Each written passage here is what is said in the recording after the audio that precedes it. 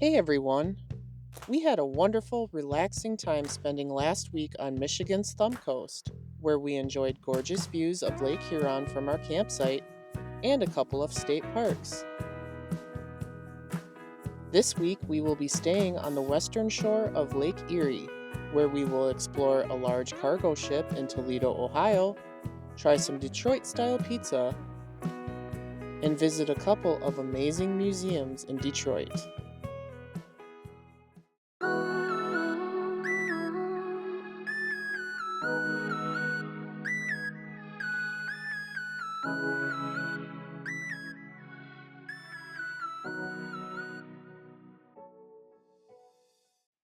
We are spending this week at William C. Sterling State Park in Monroe, Michigan. This state park sits on the western shore of Lake Erie and is the only Michigan state park on this Great Lake. The park protects over 500 acres of Lake Erie marshland.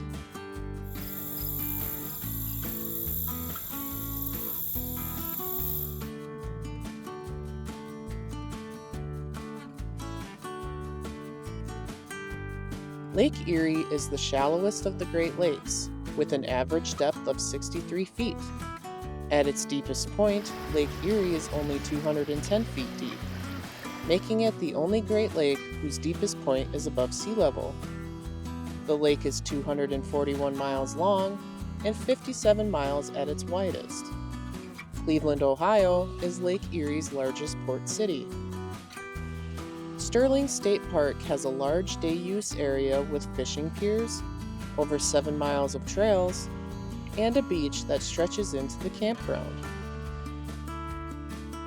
The River Raisin Heritage Trail connects the park to the nearby River Raisin National Battlefield Park and the nearby city of Monroe. The campground is very large, with 256 sites spread around a few large loops. The sites are a mix of full hookups and electric only.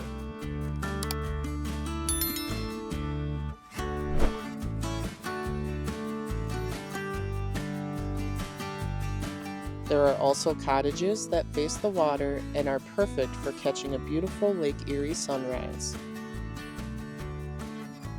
While Sterling State Park was established in 1920, in the 1970s, the coal-fired Monroe power plant opened nearby.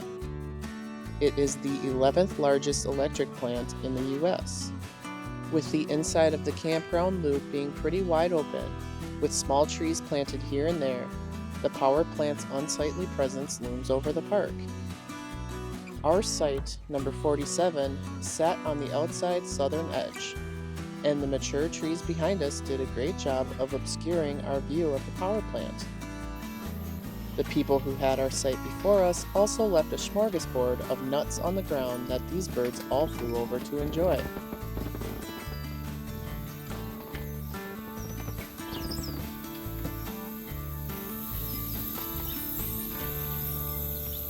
Look at all those birds.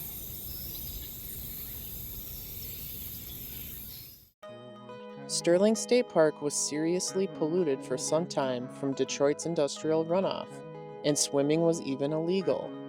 Massive cleanup and restoration efforts were done to the area. In the late 90s, Lake Erie and the River Raisin Delta were found to be polluted again. There has once again been much restoration to the once severely polluted lake in the last decade, and swimming in Lake Erie is now closely monitored to make sure that toxin levels are low enough to not pose a threat to human safety. We were here in late September, so swimming wasn't on our list of activities for the week.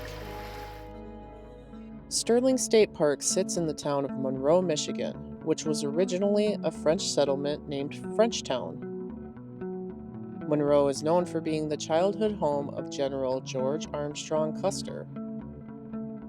It is also home to several military conflicts during the War of 1812, most notably the Battle of Frenchtown, otherwise known as the Battle of the River Raisin. The River Raisin National Battlefield can be found in Monroe, and can even be walked or biked to from Sterling State Park via the River Raisin Heritage Trail. The Battlefield Park consists of a new visitor center, and the battlefield across the street.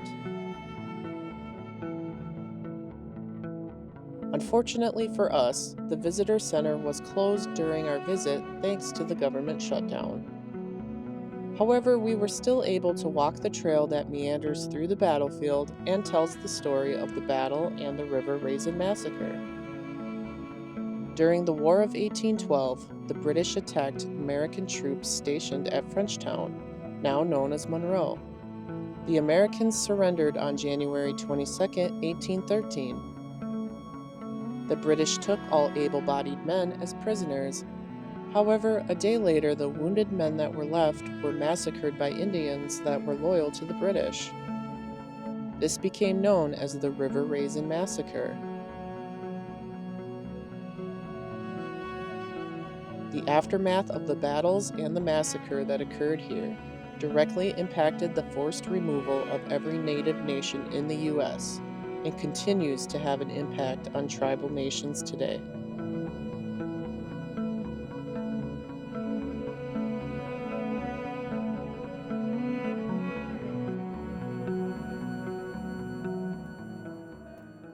Monroe conveniently sits about 20 miles north of Toledo, Ohio, and 40 miles south of Detroit, Michigan.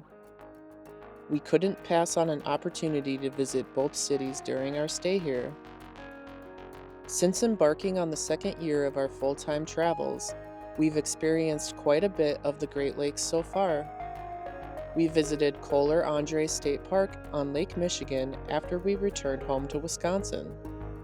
We also spent a week in Michigan's Upper Peninsula on the shores of Lake Superior, where we enjoyed a wonderful sunset cruise along Pictured Rock's National Seashore.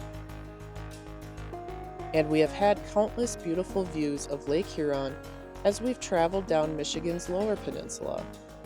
It seemed fitting that as we were spending the week on the shore of Lake Erie, we had to make a point of visiting the National Museum of the Great Lakes in Toledo, Ohio. It costs $14 per adult for museum only and $20 per adult for museum plus self-guided tours of their 2 museum ships. We opted to check out both the museum as well as the Tug Ohio and the Colonel James Schoonmaker.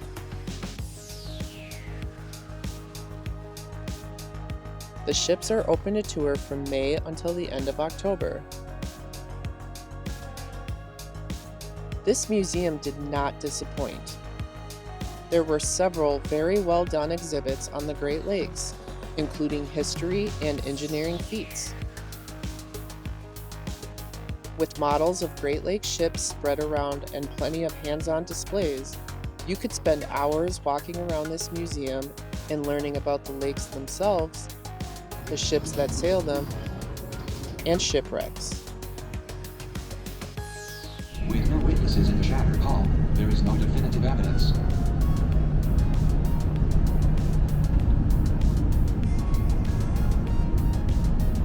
Approaching discovery.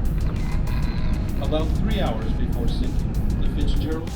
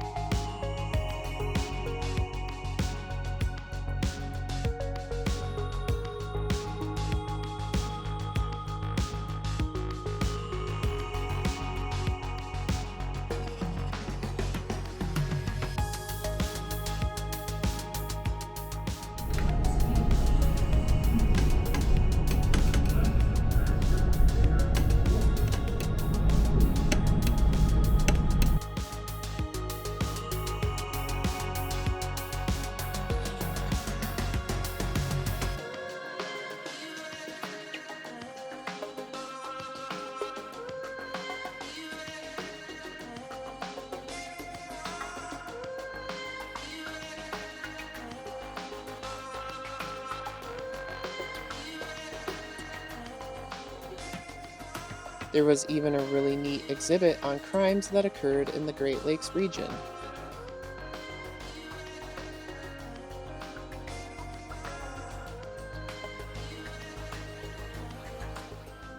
After learning about the Great Lakes and its shipping industry, we went outside to explore the 2 museum ships. The Tug Ohio was built in 1903 as MFDS number 15 and was originally used as a fire tug. She housed 3 pumps that could spray 9,000 gallons of water per minute. As she was built to serve the Milwaukee Harbor, instead of being christened with the traditional champagne, she was christened with the traditional Milwaukee beverage, beer. MFDS number 15 patrolled the port of Milwaukee for 45 years, fighting fires before retiring in 1948. She was then refitted as a tug and renamed the Lawrence C. Turner. In 1973, she was renamed the Ohio, as the Great Lakes Towing Company preferred to name their ships after Great Lakes states and ports. New Coast Guard regulations made the 112-year-old Tug Ohio obsolete in 2015. In 2018, she was donated to the National Great Lakes Museum to be restored and used as a museum ship.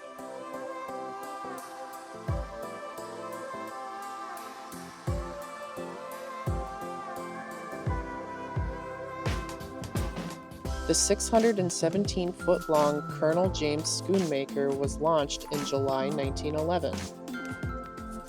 She was the largest operating ship on the Great Lakes until April 1914, giving her the name Queen of the Lakes.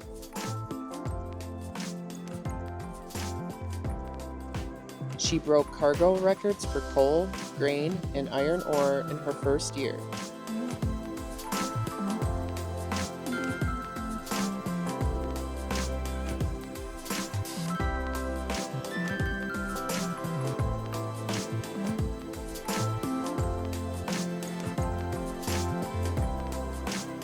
The ship changed hands and names a few times over the years, and in 1987 she was purchased by the city of Toledo to become a museum ship and tourist attraction. In 2011, on the 100th anniversary at the exact minute, she was rechristened to her original name, the Colonel James M. Schoonmaker.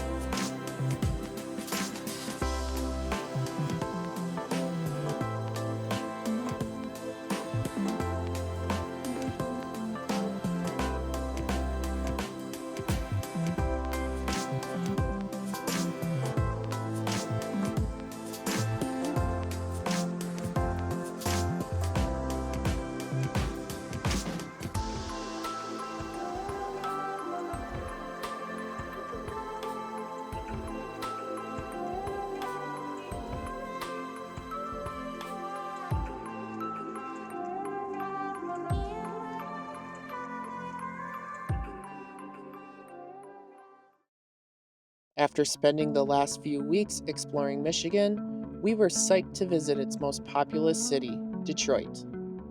Also known as the Motor City, it is known for its strong manufacturing history, especially in automobile manufacturing.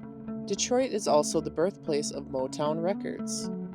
The city sits on the Detroit River across from Windsor, Ontario, Canada, and the Ambassador Bridge that connects the two cities is the busiest international border crossing in North America. The new Gordie Howe International Bridge is expected to open soon. Detroit fell on hard times due to the auto industry restructuring that has been taking place since the second half of the 20th century.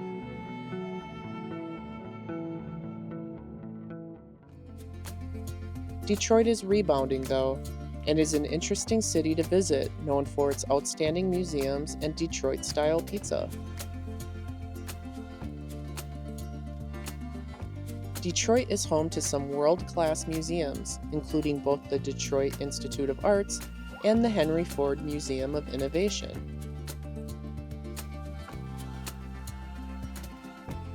The Detroit Institute of Arts is home to one of the largest art collections in the U.S., valued at over $8 million. In 2014, the DIA became a private organization and with its large collection of expensive art, helped fund the city of Detroit's recovery after bankruptcy and legal battles.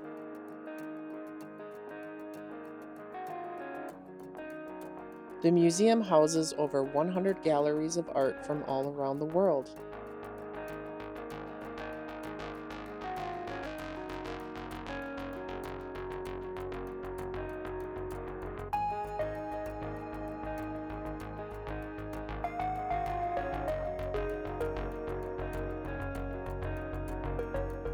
We enjoyed walking through the many galleries, and there were some enormous and beautiful paintings spread throughout the museum.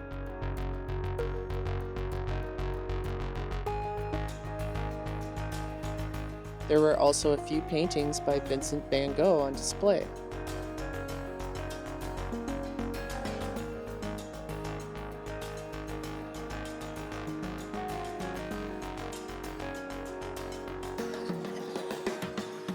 The museum's Great Hall is covered in giant murals painted by Diego Rivera, known as Detroit Industry or Man and Machine.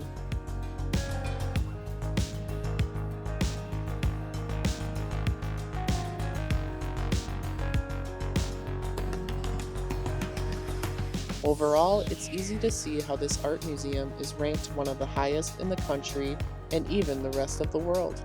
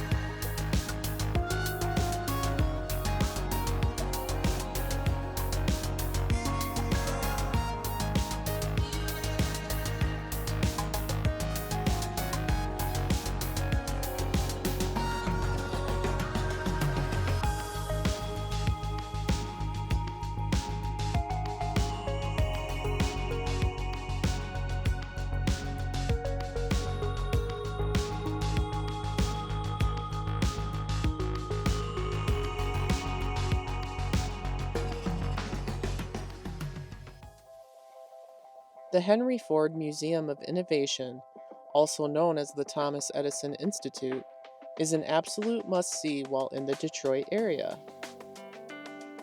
The campus contains the Henry Ford Museum of Innovation and Greenfield Village, as well as the Ford Rouge factory tour. The Henry Ford Museum of Innovation is a gigantic museum that can take all day to walk through and really take things in.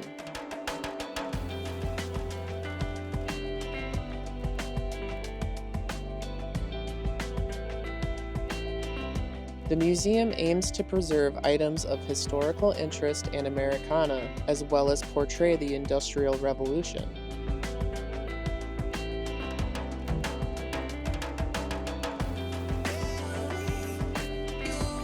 It began as Henry Ford's personal collection of historic objects and has grown into a large collection of farm equipment, vehicles, airplanes, and pop culture items.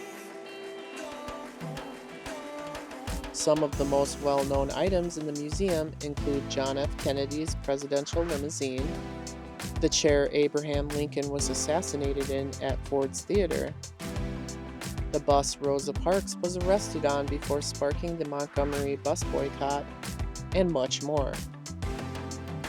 It is the largest indoor-outdoor museum complex in the country and is visited by over 1.7 million people each year.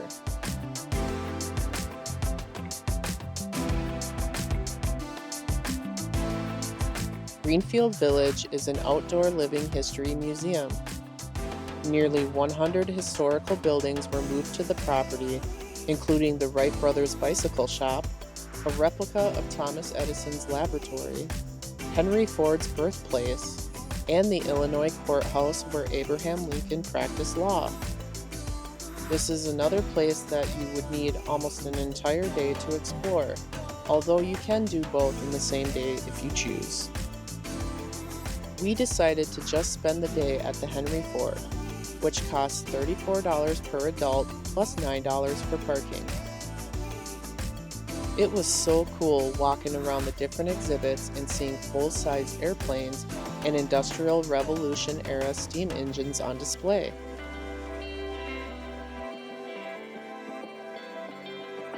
There are several exhibits here, including Made in America, Heroes of the Sky, agriculture, and so much more. There is also the Freedom and Justice for All exhibit, which features historical displays on the American Revolution, Civil War, women's rights, and civil rights.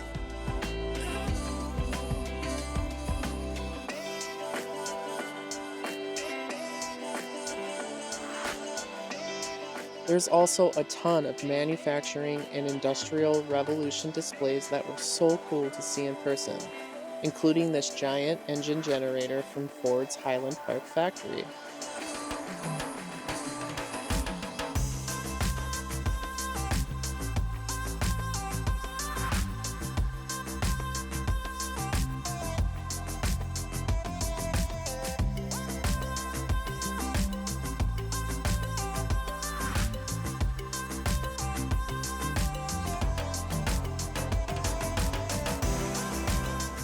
We ate lunch inside the museum at the Plum Kitchen, which sold cold sandwiches and salads, as well as a small menu of hot food. Keisha got the chicken and andouille etouffee, which was pretty decent, and I got a hot pastrami sandwich that really hit the spot. About halfway through our lunch, the power went out inside the building. Thinking it probably wouldn't take too long for the power to come back on, we finished enjoying our meal. After lunch, we were told that the museum complex was closed for the day, and everyone was being directed to leave. It turned out the entire museum complex lost power for an unknown reason, and it wasn't until 4 hours later that they finally got the power turned back on. This was extremely unfortunate for us, as we still had at least half of the museum left to check out, and we were leaving the area the next day. We were able to call back another day and get our tickets refunded, and we do plan to visit another time and finish checking out the museum and maybe visiting Greenfield Village. We couldn't come to Detroit and not try some authentic Detroit-style pizza. There are several restaurants in the metro area you could go to get a pizza, but we read that Michigan and Trumbull had the best. This was a small place with limited seating, but we were able to get a spot and we ordered their Packard pepperoni. Detroit-style pizza is a rectangular, thick-crust pizza baked inside a steel pan and is known for having toppings layered on a generous amount of cheese, which is spread to the edges, giving the crust a nice, crispy, cheesy edge. The Packard pepperoni that we ordered at Michigan and Trumbull came with pepperoni, mozzarella, red sauce, pickled chilies, and house-made hot honey. It was delicious. Let us know in the comments below what your favorite Detroit-style pizza is. This has been a great week here in Monroe, Michigan. Sterling State Park was a nice place to stay for the week, convenient for exploring both Toledo and Detroit. The National Museum of the Great Lakes was a fun and educational stop in Toledo, and both the Detroit Institute of Arts and the Henry Ford Museum of Innovation were must-sees in Detroit. We hope you enjoyed exploring this area with us, and we hope you'll join us next week as we explore Cuyahoga Valley National Park in Ohio. If you enjoyed this video, please hit the like button below and comment to let us know what your favorite thing to do in Detroit is. Also, if you enjoy following along with our adventures and you haven't done so yet, please subscribe to the channel so you don't miss any of our future videos. We release a new video every week on Wednesday, so stay tuned for more. Thanks for watching. Hope you enjoyed.